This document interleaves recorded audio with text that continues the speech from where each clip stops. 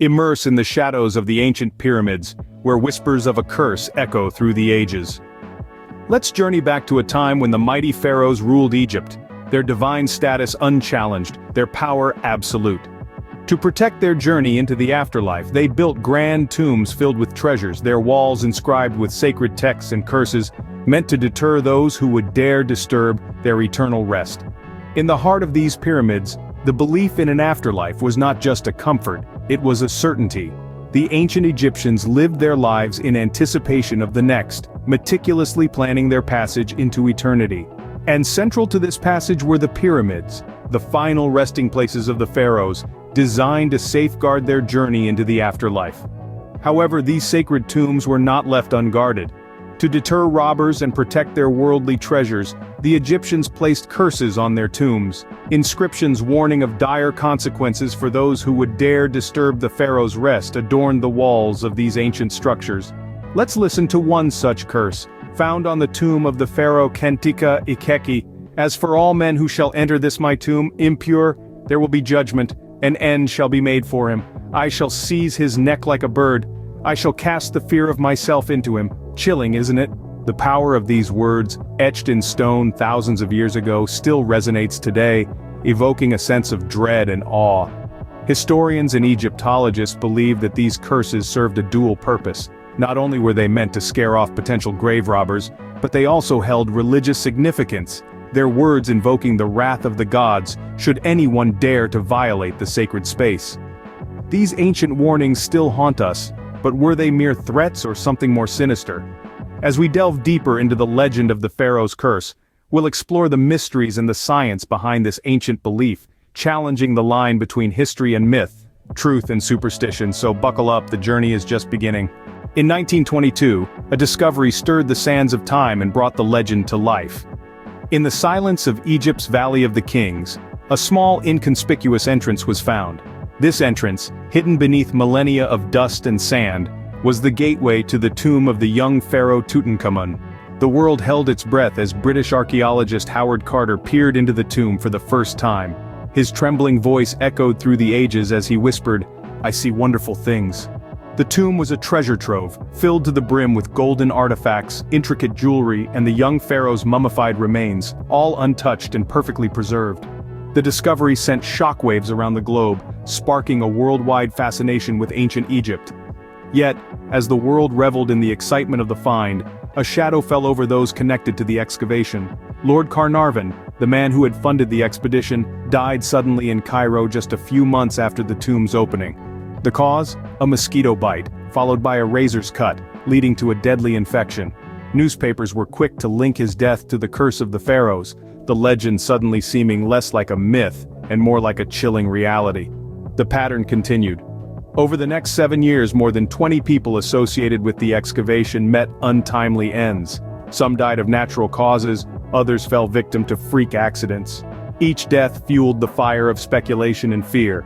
Was this the work of an ancient curse, exacting revenge for the disturbance of the pharaoh's eternal rest? The world watched in morbid fascination as the curse appeared to claim victim after victim. From the expedition's radiologist to Carter's personal secretary, no one seemed safe from the pharaoh's wrath. The media frenzy was relentless, headlines blared, "Curse claims another victim," and death stalks those who disturb the pharaoh. The public was captivated and terrified in equal measure. As the years passed, the list of casualties grew. Each death was scrutinized, each connection to the excavation examined. The world was left grappling with a mystery as old as the pyramids themselves. Was this simply a case of coincidence and mass hysteria? Or was there a more sinister force at play? The mystery of the pharaoh's curse was not just a question of life or death. It was a question of belief. Did the ancient Egyptians possess the power to curse those who disturbed their tombs? Or were these deaths merely the result of natural causes, amplified by the media and public imagination? As death claimed those linked to the excavation, the world wondered, was the pharaoh's curse real? The stage was set for the scientific community to step in, to dissect the myth, to search for the truth beneath the layers of legend and fear. But that, dear listeners, is a story for another time. As we delve deeper into the mystery, we turn to science for answers. In our quest to unravel the enigma of the pharaoh's curse, we must step out of the shadows of superstition and into the illuminating light of science. The ancient Egyptians were masters of preservation, sealing their tombs with airtight precision. But could these tombs, undisturbed for millennia, harbor more than just the remains of royal mummies and their treasures? Let's consider mold spores, the unsung villains of our story. These microscopic organisms, invisible to the naked eye, thrive in the dark, damp interiors of tombs. When disturbed, they can become airborne, entering the lungs of those in the vicinity, causing a range of health complications. Some experts propose that the curse might have been nothing more than a bout of respiratory distress caused by inhaling these ancient spores. But the plot thickens. Toxins too are potential suspects in our investigation. Consider the beautiful, yet deadly arsenic. This element naturally occurs in the surrounding soil, and over time, it could seep into the tomb. Exposure to arsenic can lead to a plethora of health issues, even death. Perhaps the curse was a case of arsenic poisoning, cloaked in the mystique of ancient lore. And then there are dormant diseases, the sleeping giants. Sealed within the tomb, these diseases could survive for thousands of years, only to awaken when their resting place is disturbed. The tomb of a pharaoh could easily become a Pandora's box, releasing long-forgotten plagues upon those who dare to open it. Now imagine being an archaeologist in the early 20th century, unearthing an ancient tomb.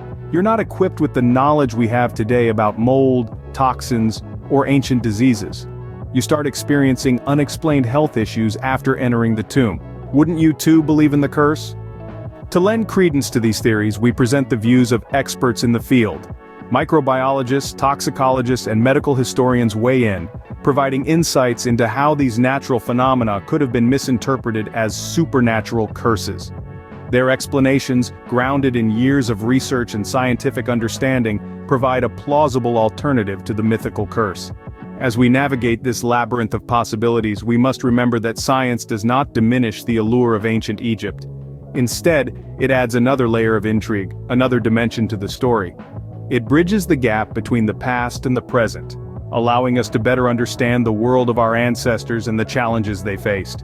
So as we stand in the long shadows of the pyramids, we find ourselves at a crossroads. Do we cling to the allure of the curse, with its tantalizing tales of wrathful spirits and divine retribution? Or do we embrace the scientific explanations, which strip away the supernatural veneer to reveal the often overlooked yet equally fascinating natural threats? Could these natural threats be the true face of the Pharaoh's curse? Only you can decide. But remember, in the world of ancient Egypt, where the lines between myth and reality blur, nothing is ever as it seems. As we journey from the realm of myth to the grounds of understanding, the line between reality and legend blurs. We've traversed the sands of time, from the whispers of curses echoing in the heart of ancient Egypt, to the hushed excitement of Howard Carter's monumental discovery in the 20th century. We began with the legends, tales as old as the pyramids themselves, of curses designed to protect the tombs of pharaohs from the prying eyes and greedy hands of grave robbers. Through the eerie glow of torchlight, we read the curse inscriptions on stone walls, their warnings echoing through the millennia. Historians guided us through the beliefs of the ancient Egyptians, painting a vivid picture of why they would curse their tombs. Then, we moved to the discoveries, the moment in 1922 that sent a thrill of excitement rippling through the world. The unearthing of Tutankhamun's tomb, a time capsule of ancient grandeur and mystery, and the subsequent deaths of several people connected to the excavation. Facts and speculation intertwined, raising questions and quickening pulses. Finally, we shifted our gaze to the science behind the shadows. The possibilities of mold spores, toxins, and diseases lying dormant in sealed tombs waiting to be unleashed. Expert interviews illuminated how natural phenomena, misunderstood, could be perceived as supernatural curses.